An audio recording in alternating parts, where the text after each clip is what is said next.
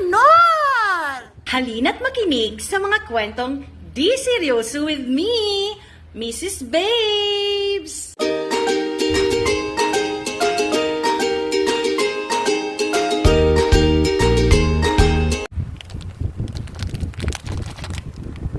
Kanor, salamat sa tsokolate at sa bulaklak. Huy, salamat ha. Bakit di kita bilhan? Ikaw kasi babae kang kulit-kulit mo. Kaya binilhan na lang kita ng bulaklak at tsokolate. Gaya ng sabi mo kagabi pa. Parinig ng parinig. Iska, pingin ng 500. Ano? Bakit? Anong gagawin mo sa 500? Eh di pang bayad sa bulaklak mo at tsokolate.